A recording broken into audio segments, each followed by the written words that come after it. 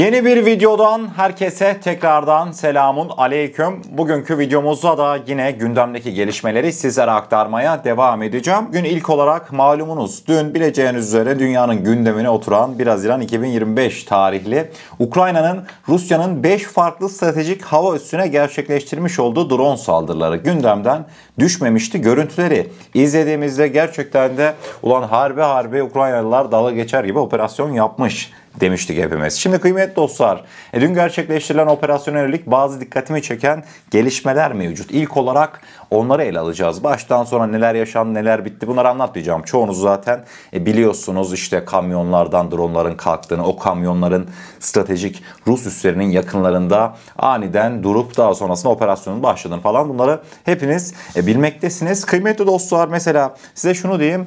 Ukrayna'nın dün gerçekleştirmiş olduğu saldırının hazırlıkları yaklaşık 18 ay sürmüş. Bunu bizzat Ukrayna Devlet Başkanı Zelenski duyurmuştu ve ayrıca Ukrayna İç İstihbarat Biriminin üstlenmiş olduğu bu saldırıda yine Ukrayna İç İstihbarat Birim Başkanı ile Zelenski süreci koordineli bir şekilde yürütmüş. Bazı tartışmalar var. İşte Ukrayna bu harekatta batılı ülkelerden destek aldı mı, almadı mı? Bu bayağı bir tartışılıyor. Valla benim şahsi yorumlarıma gelecek olursak kıymetli dostlar, ortada başarılı bir saldırı var değil mi? Şimdi birazdan tutarlara geleceğiz. Gerçekten de Rusların can damarı kesildi. Ukrayna'ya kim istihbarat sağladı? Uydu görüntülerinden ilerlenilmiş. Yani Zelenski'nin şu an görüntüler karşınızda masasında açık açık Rusların hangi uçağı hangi üste, işte o uçakların en hassas noktaları neresi, insan hava araçları, kamikazeler yapay zeka ile en hassas noktadan vurabilmek için eğitilmiş. Mevzuya bakar mısınız? Yani bir kamikaze drone saldırısıyla bir tane koskoca, örnek veriyorum, Tu-22 stratejik bombardıman uçağı, 100 milyonluk uçak bir anda etkisiz hale geldi. Kıymetli dostlar, büyük ihtimalle İngilizlerin bir istihbarat desteği verdiği açık ve net ortada. Devamında belli başlı Avrupa ülkeleri, işte Almanya ve Fransa'da yine Ukrayna'ya büyük ihtimalle bir istihbarat desteği sağlamış. Çünkü o uydu görüntülerinden detaylara ininceye kadar yani her şeyi belli etmeleri, her şeyi açıklığa kavuşturmaları yani batılı devletlerin desteği olmadan imkansızdı. Hemen devamında şimdi kıymetli dostlar, adamlar 4300 kilometre uzaklıktaki Rus üssüne saldırı gerçekleştiriyor. Bu saldırı normal şartlarda yani dünyanın en kaliteli, en etkili seyir füzesini yapın. 4300 kilometre öyle Rus hava sahasında kafanıza göre hareket edemezsiniz. Yani bir tane sistem durdurmazsa bir tane hava savunma sistemi illaki o seyir füzesini durdurur. İşte burada da Ukraynalılar gerçekten de yani 18 ay düşündük diyorlar ya. Neyi 18 ay düşünmüşler biliyor musunuz? Adamlar demiş ki Rusların başımıza sürekli her gece Kiev'de bomba yağdıran stratejik bombardıman uçaklarını etkisiz hale getireceğiz. %34'ünü de nasıl yapacağız bunu demiş. Bunu da FPV dronlarla yanına dibine kadar yanaşarak gerçekleştiririz diye düşünmüşler. Yani size şunu diyeyim, FPV dronlar zaten çevre yollardan havalandıktan sonra yaklaşık 25-30 saniye sonra gidiyor hedefini buluyor. Yani Rus hava savunma sistemlerinin Ukrayna'nın FPV dronlarını tespit etmek için yaklaşık 25-30 saniyesi kalıyor. Bu ne demek? Aslında tabiri caizse Ukraynalıların planının tıkır tıkır işlediğini görmemiz demek. Ukraynalılar nasıl bu kadar Rusya'nın içerisinde rahat hareket edebildi? Zelenski'nin iddiasına göre harekatta kullanılan tüm eğitimli personel, istihbarat personeli sağlıkla Ukrayna topraklarına geri dönmüş. Kıymetli dostlar, yerel işbirlikçiler işte burada devreye giriyor. Yani Ukrayna istihbaratı özellikle de Rusya sahasında gezen ve Rus vatandaşı olan Ukrayna destekçilerini teker teker bulup bir tane adamlar hangar kiralamışlar. Kiralamış oldukları hangarda işte bu özellikle Kazakistan sınırlarına yakın bir bölgede 300 bin mi 350 bin rubleye bir tane hangar kiralıyorlar. FPV dronları, bomba yüklü dronları Ukrayna'dan Rusya'ya bir şekilde sokup daha sonrasında o ahşap sistem var ya kendinden otomatik açılan. O sistemi de Rus istihbaratının hemen yanı başında bir tane yani boş bir hangarda bunların hepsinin artık montajını yapmışlar. Diyorum ya, tıkır tıkır işletmişler. Tabi yaşanan bu gelişmeler sürpriz gelişmeler değildi. Bileceğiniz üzere bugün Rusya-Ukrayna İstanbul'daki görüşmeler devam ediyor. Ne gariptir, tam da Rus başdanışman uçaktan indi, İstanbul'a geldi, bir anda ortalık sallandı. Bu tabii ki de özellikle de Ukrayna'nın masadaki elini güçlendirme eylemiydi. Harekat günü tam anlamıyla planlanmıştı. Bugün sabah saatlerinde Ukrayna basınına baktığımızda 7 milyar dolarla 10 milyar dolar arasında bir kayıptan bahsedilmekte. Bu kaybı sizlere şöyle daha iyi anlatabilirim. Rus savunma sanayisinin bir yıllık bütçesi yaklaşık 70 milyar dolarmış. 7 milyar dolar kayıp desek bence daha fazla. Yani adamlar yaklaşık yarım saat 45 dakika içerisinde Rus Hava Savunma Kuvvetleri'nin yıllık bütçesinin %10'unu bir anda eritip tuz etti. Şimdi anladınız değil mi? Ben sürekli diyordum ya, FPV buna bir önlem almamız şart. Bu konu yani hiç küçümsenemeyecek bir mevzu, sürekli diyordum değil mi? Eminim ki bu saldırılardan sonra Türkiye'de gereken dersleri çok güzel bir şekilde kenara, köşeye not etmiştir. Bundan şüphemiz yok, fakat bugün şunu belirtmek isteyeceğim kıymetli dostlar. Hani denilmekte, Ukrayna'nın bu saldırıları barış masasını dağıtır mı? Mesela bugün Rus basını 2. Dünya Savaşı dönemine gidelim. Şimdi 2. Dünya Savaşı döneminde Amerikalıların bir Pearl Harbor olayı var. Bu olay neydi? Japon Hava Kuvvetleri ABD donanmasını büyük bir bozguna uğratıyordu. Daha sonrasında ise Amerika Birleşik Devletleri tam manasıyla savaşa girip, hikayenin zaten sonunu biliyorsunuz, ABD Nagasaki ve Hiroşima'ya nükleer bombayla artık savaşı bitiriyordu. Yani Ruslar da diyor ki bu yaşanan gelişmeler de Rusya'nın Pearl Harbor'u. Yani Ukrayna bize böyle bir saldırı mı gerçekleştirdi? Bu yaşanan gelişmeler halk içerisinde o kadar büyük bir etki uyandırmış ki adamlar açık açık, Ukraynalılar madem bizim bu uçakları bu kadar işte kayba neden oldu, biz ne yapacağız? O zaman biz de nükleer saldırı gerçekleştirelim dahi diyenler vardı. Tabii nükleer saldırı dediğimizde en az 85 kere düşünmek gerek. Yani o işler o kadar kolay değil, fakat şunu kesin olarak dile getirebilirim ki Zelenski eline çok güzel bir koz aldı. Zelenski'nin kozlarının başında bileceğiniz üzere Avrupa devletleri, bazıları diyordu ki ya işte savaş bitti, Ukrayna daha fazla direnemiyor.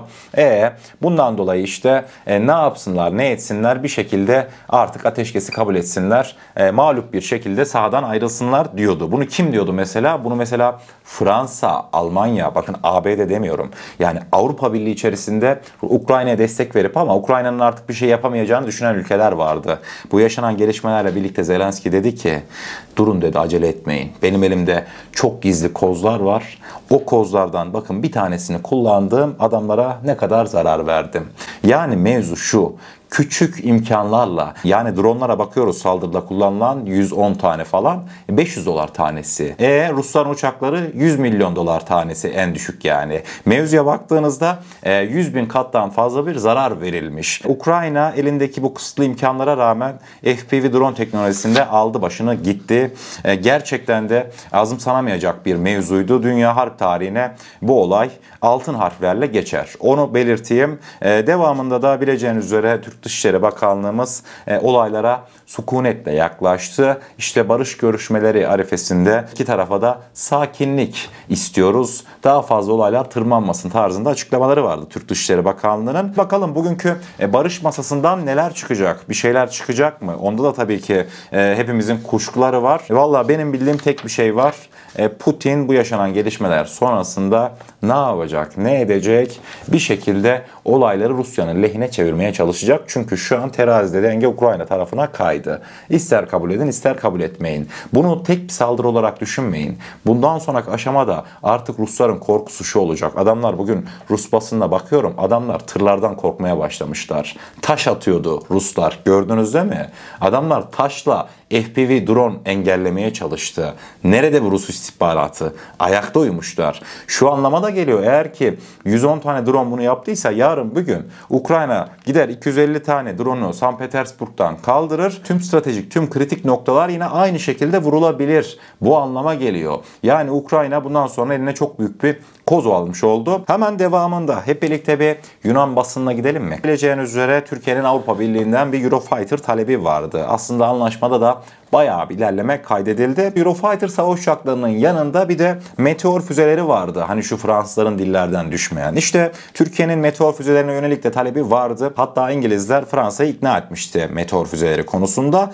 Fakat komşu rahat durmuyor. Yunanların özellikle de Meteor füzelerinin Türkiye'ye teslimat konusunda Fransızlara baskısı devam etmekteymiş. Türkiye'nin Eurofighter savaş uçağı ile birlikte satın almak istediği Meteor füzeleri konusunda Atina yönetimi Fransa ve İngiltere ile temaslarda bulunarak Türkiye'nin satış sürecinde bekleme listesine alınmasını talep etmekteymiş. Yunanistan Savunma Bakanı Nikos Dendias, Fransız mevkidaşı ile Başbakan Mitsotakis ve Fransa Cumhurbaşkanı Emmanuel Macron ile görüşerek Türkiye'ye Meteor füzelerinin satışı konusunu ele aldı. Aynı kaynaklara göre Nikos Dendias, Atina'nın meteor konusundaki rahatsızlığını ve endişelerini dile getirmek üzere Fransız Büyükelçisini tekrardan makamına çağırmış. Bunlar var ya, akıllanmaz ya. Gerçekten de akıllanmaz. Yani mesela her şeyi boş geçin, tamam mı? İşte Yunanistan hadi Fransa ile otursun konuşsun, hadi ikna etti diyelim, edemezdi.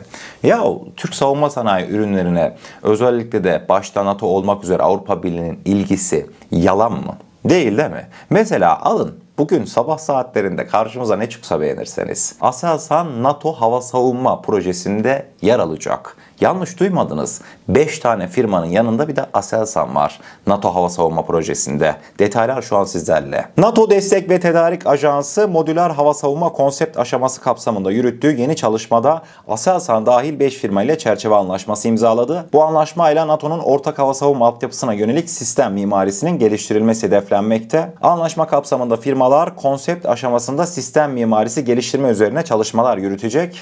Elde edilecek mimari çerçevede modüler birlikte çalışabilirlik ve yeni teknolojiler temelinde sonraki aşamalara yön verilecek. Gelelim en çok merak edilen soruya, neden NATO'nun hava savunma şemsiyesinde Aselsan'a bu kadar kritik bir rol verildi? Kıymetli dostlar, Aselsan'ın bu projede yer almasının arkasında Türkiye'nin katmanlı hava savunma mimarisine yaptığı uzun soluklu katkılar bulunmakta. Türkiye'de üretilen namlu sistemler ile kısa, orta ve uzun menzilli hava savunma füze sistemleri Aselsan'ın bu alandaki yetkinliğini ortaya koymaktaymış. Ayrıca şunu da belirteyim, mesela geçtiğimiz günlerde dedik ya, Türkiye'nin katmanlı hava savunma sistemindeki başarısı. Kıymetli dostlar, Hakan Fidan bileceğiniz üzere Ukrayna'daydı ya. Türkiye açık açık ne demiş biliyor musunuz? Türkiye bize çelik kubbeyi versin, çelik kubbeyi burada test etsin. Biz de burada kendimizi koruyalım diye bir teklif verilmiş. Yani aslında perde arkasında Ukrayna'nın baskısı oldukça bu süreçlerde etkili bir rol oynuyor. Yani Yunanlar her ne kadar bizi Avrupa Birliği, NATO tüm eylemlerin dışarısına tutmaya çalışsa da özellikle de Ukrayna ve belli başlı Avrupa ülkeleri, işte İtalya'sı, İspanya'sı, bunların hepsi sıkı bir şekilde ve devamında Macaristan, Türkiye'yi projelerin hepsinde ortak olarak görmek istiyor. Yani Yunanların çabası tamamıyla boş olacak. Hemen devamında çözümler yok mu? Şimdi bileceğiniz üzere SAFE programına Türkiye'nin katılımı. 150 milyar dolardan Türk savunma sanayi şirketleri faydalanacak mı, faydalanmayacak mı? O mevzunun da yavaş yavaş bug'ını bulmuşlar. Mevzu ne biliyor musunuz? Eğer ki oldu işte Yunanlılar baskı kurdu. İşte oylamadan ilk olarak geçti ama devamındaki oylamalarda Yunanistan'ın sözü etkiliymiş. Yunanistan hayır Türkiye programa alınmasın mı dedi. Ne yapacağız? Hemen işte örnek veriyorum Piaggino ile Baykar ortaklığında bir firma kuruldu değil mi? Örnek veriyorum İtalya'da. Ne yapacağız? Leonardo ile Baykar hemen ortak bir firma çalışmaları hız kazanacak. Veyahut da işte Airbus'la TUSAŞ. Bu sayede Türk savunma sanayi şirketleri hiçbir kısıtlamaya girmeden rahatlıkla ihracatını gerçekleştirebilecek. Yani A yolu kapandıysa B yolundan gideceğiz. Ne demişler? Demokraside çare tükenmez. İnşallah süreç bunlara falan hiç gerek kalmadan güzel bir şekilde ilerler de Türk savunma sanayi şirketleri güzelce kasalarını doldurur. Daha sonrasında Avrupa'dan gelen paralarla kendi Ar-Ge projelerimize önem veririz. Akabinde kıymetli dostlar, Bayraktar TB3'ümüzün TCG Anadolu'ya iniş kalkışları devam ediyor.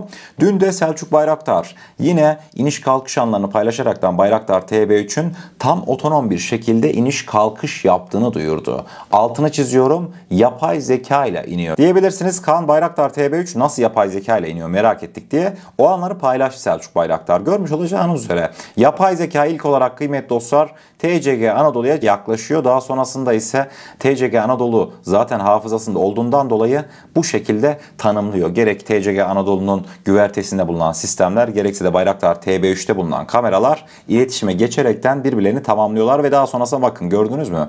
İniş alanını benimsedi. Burayı algıladı. Güvenli bir şekilde, bakın ne kadar hassas bir şekilde iniyor. Bayraktar TB3'ün yapay zeka kullanarak TCG Anadolu'ya inip kalkması çok önemli. Sebebi şu kıymetli dostlar. TCG Anadolu'muzun her zaman güvertesi bu kadar boş olmayacak. Allah izin verirse artık iyice süreçler halledildikten sonra Bayraktar TB3'ler kanatlarını katlayacak. Yani ana baba gününe dönecek TCG Anadolu'nun güvertesi. Siz deyin 15, ben diyeyim 20 tane Bayraktar TB3 olacak güvertede. Yani sıkışık bir alan olması muhtemel. İnsan gücüdür, bir dalgınlık olur falan filan. Bunlarla uğraşılmayacak, işte joystick kaydı etti falan. Otonom, hemen hassas bir şekilde algılayacak yapay zeka hemen daracık alana iniş kalkış gerçekleştirecek. Demek istediğimi anladınız değil mi? TCG Anadolu'nun güvertesindeki 10 santimetre kare bile çok değerli. Bundan dolayı Bayraktar TB3'ün yapay zeka ile iniş kalkışı oldukça önemliydi diyorum ve bugünkü videomuzun sonuna gelmiş oluyoruz. Eğer kanalımıza ilk defa gelmekteyseniz kanalımıza abone olarak bizlere destek olabilirsiniz. Videomuzu gerçekten beğenmişseniz aşağıda bulunan beğen butonuna basarsanız bizleri oldukça mutlu edersiniz. O zaman ne diyelim? Kendinize çok iyi bakın. Allah'a emanet olun. Her şey istediğiniz gibi olsun.